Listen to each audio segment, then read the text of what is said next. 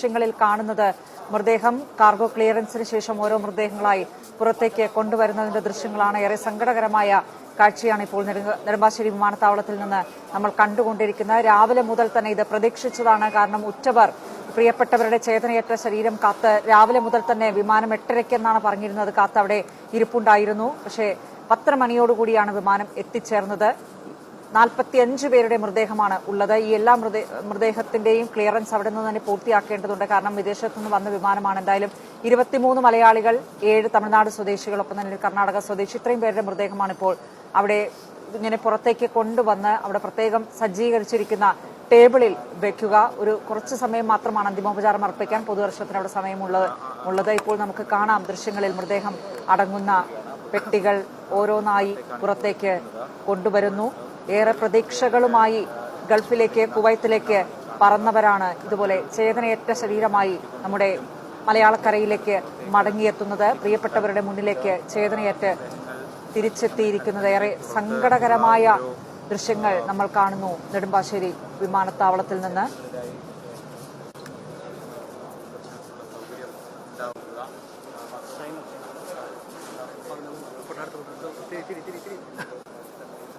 മിനിഞ്ഞാന്ന് പുലർച്ചെയാണ് ഈ കുവൈത്തിനിൽ ഇത്തരത്തിലൊരു ദുരന്തം ഉണ്ടാകുന്നത്. അത് പുറത്തേക്ക് ആ ദുരന്തത്തിന്റെ വ്യാപ്തി എത്രത്തോളം ഉണ്ട് എന്നുള്ളത് ഒരു പക്ഷെ അല്പം വൈകിയാണ് ഇങ്ങോട്ടേക്കൊക്കെ അറിഞ്ഞത്. ഈ പ്രിയപ്പെട്ടവർ അപകടത്തിൽപ്പെട്ടു. ഒരു പക്ഷേ ആ അപകടം ഉണ്ടാകുന്നതിന് 1 മണിക്കൂറോ അരമണിക്കൂറോ മുൻപ് വരെ പ്രിയപ്പെട്ടവരുമായി ടെലിഫോണിൽ സംസാരിച്ചോ ചാറ്റ് ചെയ്തോ ഒക്കെ ഉറങ്ങാൻ കിടന്നവരാണ്. ഈ അപ്രതീക്ഷിതമായി ഉണ്ടായ തീപിടുത്തത്തിൽ തീയിലകപ്പെട്ടും ഒപ്പം തന്നെ ഈ വിഷപ്പുക ശ്വസിച്ചുമൊക്കെ മരണത്തിന് കീഴടങ്ങിയത്. വളരെ കുറച്ചു പേർക്ക് മാത്രമാണ് അവിടെ നിന്ന് രക്ഷപ്പെടാൻ കഴിഞ്ഞത്.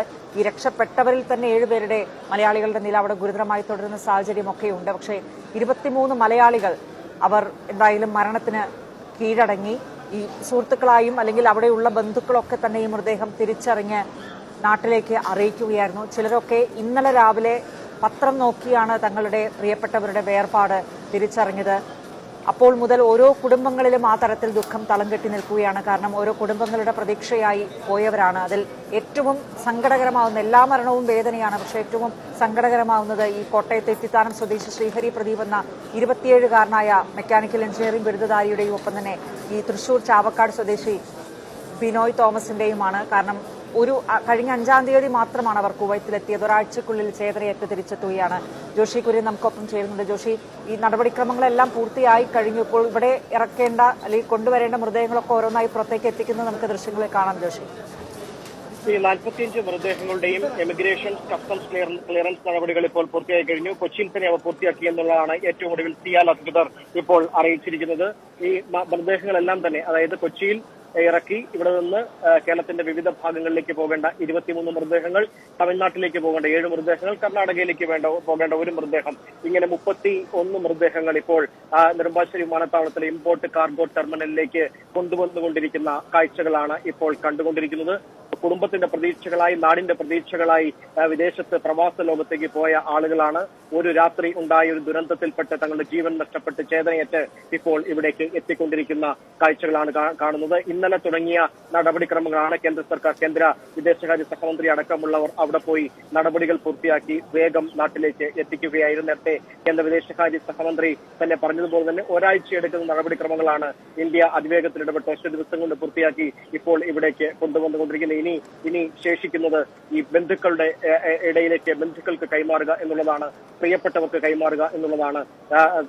ഈ മൃതദേഹങ്ങൾ കൊണ്ടുപോകുന്നതിന് വേണ്ടി അവരുടെ പ്രിയപ്പെട്ടവർ, ബന്ധുക്കൾ, നാട്ടുകാർ, സുഹൃത്തുക്കളൊക്കെ തന്നെ നെടുമ്പാശ്ശേരി വിമാനത്താവളത്തിലെ ഈ കാർഗോ ടെർമിനലിലേക്ക് എത്തി നിൽപ്പുണ്ട്. അവരൊക്കെ തന്നെ രാവിലെ മുതൽ തെക്ക് നിന്നും വടക്കു നിന്നുമൊക്കെയായി തന്നെ കേരളത്തിലെ ഈ ദുഃഖത്തിലാഴ്ത്തി 23 കുടുംബങ്ങളുടെ പ്രതിനിധികൾ ഇപ്പോൾ നെടുമ്പാശ്ശേരി വിമാനത്താവളത്തിൽ രാവിലെ മുതൽ തന്നെ കാത്തു നിൽപ്പുണ്ട്. അവർക്കിടയിലേക്കാണ് ചേതനയേറ്റ ദേഹങ്ങളായി ഇവർ ഓരോരുത്തരും വിദേശത്തു നിന്നെത്തിയ വിമാനത്തിൽ ഇവിടേക്ക് കടന്നു വരുന്നത്. അവരൊക്കെ തന്നെ ഓരോ കുടുംബത്തിന്റെ പ്രതീക്ഷകളായി പോയവരാണ്, ഓരോ കുടുംബത്തിന്റെയും അത്താണിയായി പോയവരാണ്, ഓരോ കുടുംബത്തിന്റെയും സ്വപ്നങ്ങളായി പോയവരാണ്. അവരാണ് ചേതനയേറ്റ് ഇപ്പോൾ ഇവിടേക്ക് വന്നുകൊണ്ടിരിക്കുന്നത്. അല്പസമയത്തിനകം തന്നെ മുഴുവൻ മൃതദേഹങ്ങളും, ഈ 31 മൃതദേഹങ്ങളും ഈ നെടുമ്പാശ്ശേരി കാർഗോ ടെർമിനലിൽ പ്രത്യേകം തയ്യാറാക്കിയിരിക്കുന്ന പീഠത്തിലേക്ക് കൊണ്ടുപോയേക്കും. ആ നടപടികളാണ് ഓരോ മൃതദേഹവും ഓരോ പെട്ടിയിലാക്കി എംബാം ചെയ്ത് കൊണ്ടുവന്നത്. ഇപ്പോൾ ഈ കാർഗോ ടെർമിനലിന് മുമ്പിൽ പ്രത്യേകം സജ്ജമാക്കിയിരിക്കുന്ന പീഠത്തിലേക്ക് കൊണ്ടുവന്ന് വയ്ക്കുകയാണ്. മുഖ്യമന്ത്രിയും മറ്റു മന്ത്രിമാരും കേന്ദ്ര കേന്ദ്രമന്ത്രിമാരടക്കമുള്ളവർ ഇപ്പോൾ ഇവിടേക്ക് എത്തിച്ചേർന്നിരിക്കുന്നു. അതിനുശേഷം മുഖ്യമന്ത്രിയും മറ്റു മന്ത്രിമാരും അടക്കമുള്ളവർ ചേർന്നുകൊണ്ട് അന്തിമാഞ്ജലി ഈ വിദേശത്ത് പോയി അവിടെ വെച്ച് ജീവൻ നഷ്ടപ്പെട്ട്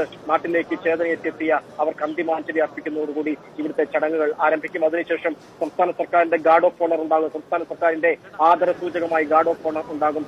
അതിനുശേഷമായിരിക്കും മറ്റ് ജനപ്രതിനിധികൾ പ്രിയപ്പെട്ടവരൊക്കെ തന്നെ ആദരാഞ്ജലി അർപ്പിക്കും. അതിനുശേഷം ഓരോ ബന്ധുക്കളെയും അടുത്തേക്ക് വിളിച്ച് അവരുടെ ആ മൃതദേഹങ്ങൾ ആ ബന്ധുക്കൾക്ക് കൈമാറും. ഓരോ റവന്യൂ ഉദ്യോഗസ്ഥർ, പോലീസ് ഉദ്യോഗസ്ഥർ, പോലീസ് സംഘം ഈ ആംബുലൻസുകളെ അനുഗമിക്കും. അങ്ങനെ അവരവരുടെ നാടുകളിലേക്ക് അങ്ങ് കൊല്ലത്തും പത്തനംതിട്ടയിലും കോട്ടയത്തും ഒക്കെ തന്നെയായി, കോട്ടയത്തും മലപ്പുറത്തും കണ്ണൂരും ഒക്കെ തന്നെയായി താമസിച്ചിരുന്ന അവിടെ നിന്ന് പ്രവാസ ലോകത്തേക്ക് പോയ ആളുകൾ ചേതനയേറ്റ് അവരുടെ നാടുകളിലേക്ക് അവസാന യാത്രയായി പോകും. അവരുടെ വീടുകളിൽ കണ്ണീരോടുകൂടി അവരുടെ പ്രിയപ്പെട്ടവർ, ബന്ധുക്കൾ ഒക്കെ തന്നെ കാത്തിരിപ്പുണ്ട്. ഇവരിൽ പലരും ഇന്നു തന്നെ ഓർമ്മയായി മാറും. പലരുടെയും സംസ്കാരം ഇന്നു തന്നെ നടക്കും.